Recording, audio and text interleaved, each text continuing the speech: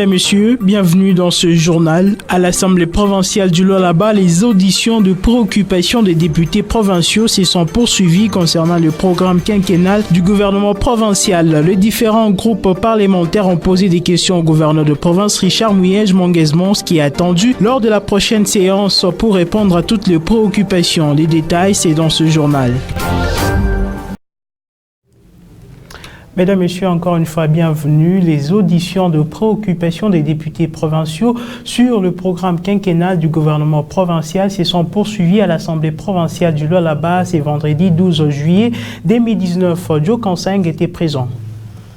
Quelques innovations dans le secteur des mines ont été constatées par la création de deux directions, à savoir la direction de développement et la direction des réformes de l'artisanat minier et suivi des procédures.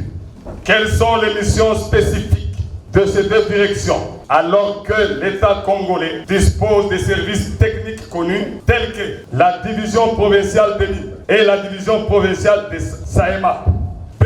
Du point de vue hiérarchique, ces deux directions sont sous votre autorité ou celle du ministre des Mines?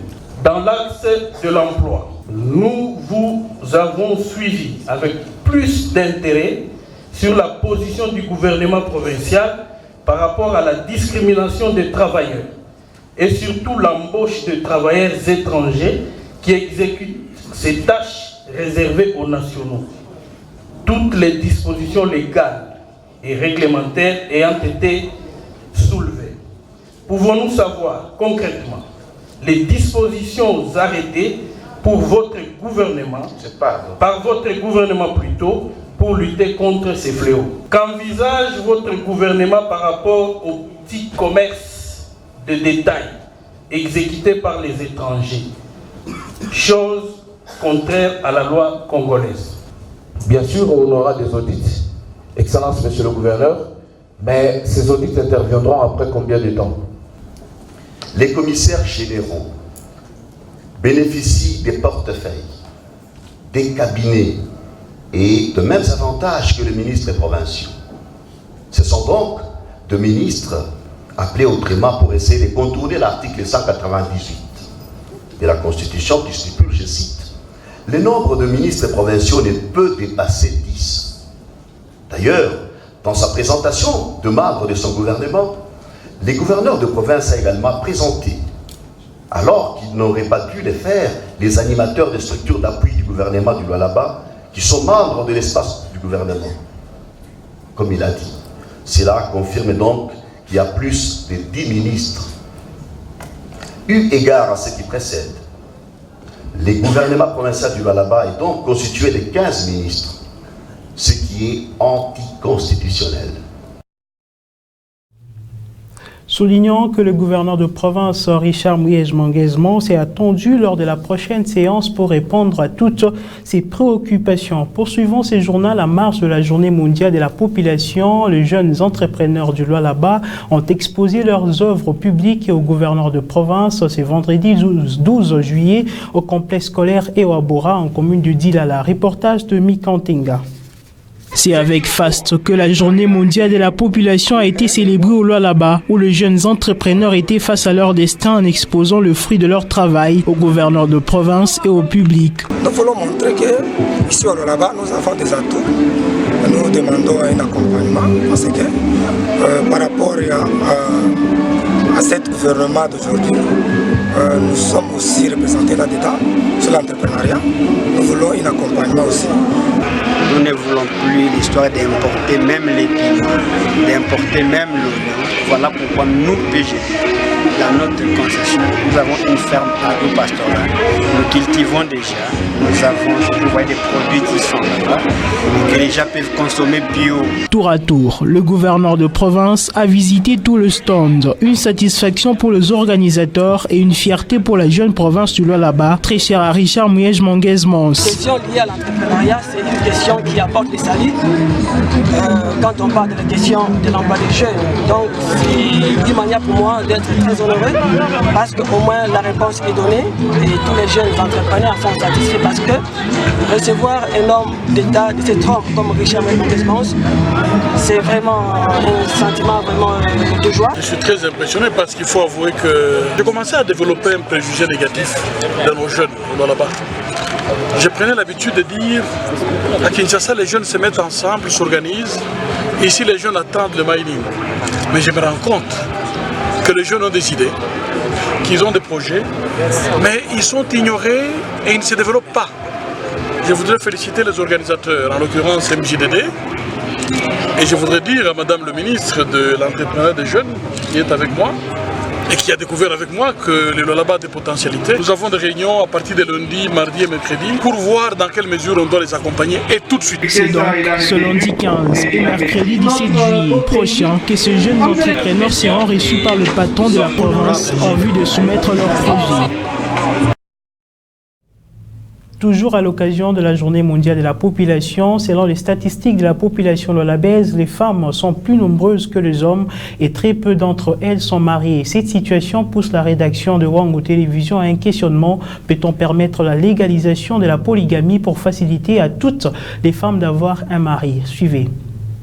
La province du Lualaba compte environ 2 500 000 habitants. Elle est la moins peuplée de 4 provinces issues de l'ex-Katanga. Selon les statistiques de 2015, les femmes représentaient 51% et les hommes 49% de la population. En 2018, la population féminine était estimée à 1 243 185 et masculine à 1 256 056. Cette situation montre avec évidence que les femmes sont plus nombreuses que les hommes. Selon les données de l'Institut national des statistiques, les femmes dont l'âge varie entre 15 et 29 ans sont majoritaires dans le Lualaba, tandis que les hommes de cet âge sont minoritaires. Face à cette réalité, certaines jeunes femmes s'élancent dans la prostitution par manque de mariage, d'autres sortent avec des hommes mariés parce que très peu d'elles s'engagent dans des couples monogames. Une question est alors avancée à ces sujets. Peut-on permettre la légalisation de la polygamie en RDC pour faciliter à toutes les femmes d'avoir un mari? Une question qui divise la population lualabaise.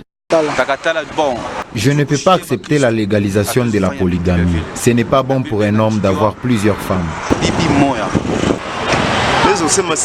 Moi, je pense qu'il n'y a aucun problème à cela. Avoir beaucoup de femmes dépend des moyens que l'on a en notre possession. Regardez même la Bible. Certains prophètes avaient beaucoup de femmes. Certaines femmes qui n'ont pas voulu s'exprimer devant notre caméra disent que légaliser la polygamie sera très avantageux, surtout avec la situation actuelle d'hommes qui meurent et de ceux qui repoussent l'idée d'un mariage facilement, tandis que d'autres femmes refusent catégoriquement l'idée de la polygamie. En dehors de notre province, quelques maisons construites dans la province de Tanganyika ont été démolies. La raison est le non-respect des normes établies par l'urbanisme. La démolition a commencé par l'avenue Kichanga en commune de Lukuga, Kalemi. Suivez.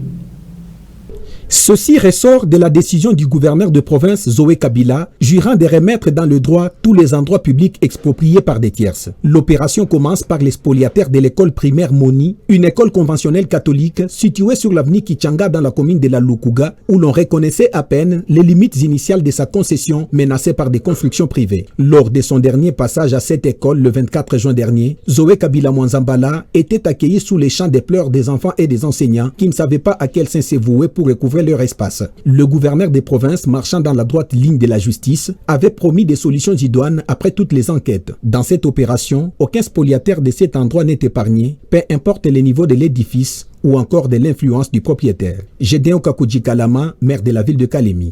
Il fallait dégager l'espace de l'école. Il fallait vider l'espace de l'école pour permettre à nos enfants d'étudier en toute quiétude.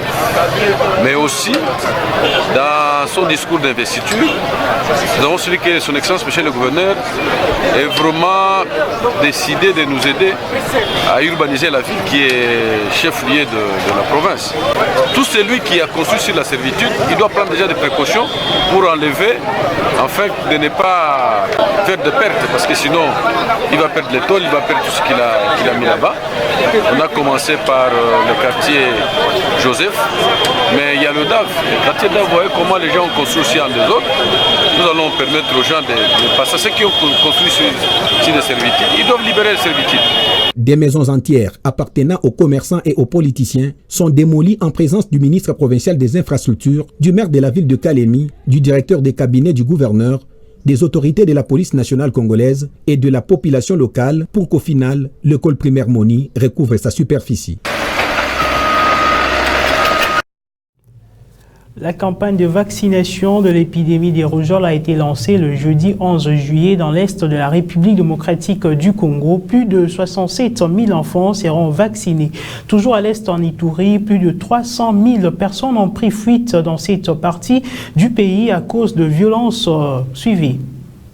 La campagne a totalisé 67 000 enfants dans la province de l'Ituri. Les premiers sites ciblés par la campagne de vaccination sont 4 camps de déplacés du chef-lieu de l'Ituri, Bunia, qui ont connu un afflux massif des familles de déplacés. Farouchement, les habitants de l'Ituri passent des moments de stress ces dernières semaines. Dans cette province où plus de 300 000 personnes ont pris fuite, les violences attribuées par l'armée à la milice des Gunjolo, déclenché depuis début juin, a enregistré plus de 5000 cas de rougeole et de 50 décès sur l'ensemble du territoire congolais. L'on déplore 1981 décès depuis janvier. Les autorités sanitaires congolaises, en coopération avec des organisations internationales, ont lancé ce jeudi une campagne urgente de vaccination contre la rougeole en Ituri, dans le nord-est de la République démocratique du Congo, ravagée par des violences armées et une épidémie de fièvre hémorragique à virus Ebola, menée par les ministères congolais de la Santé avec le soutien du Fonds de l'ONU pour l'enfance, UNICEF et Médecins sans frontières.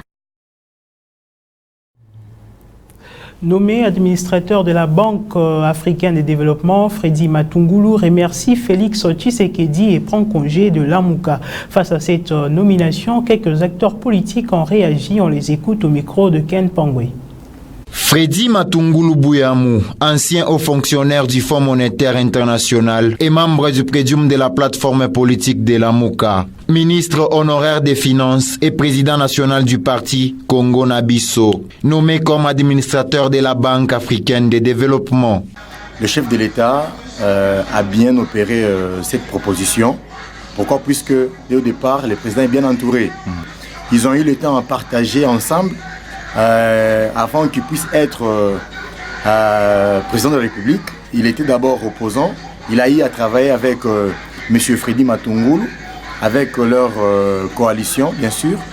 Si le chef de l'État arrive à opérer, soit à donner une proposition sur une autorité de l'opposition, tout comme de la mouvance présidentielle, ça veut dire que le président a bien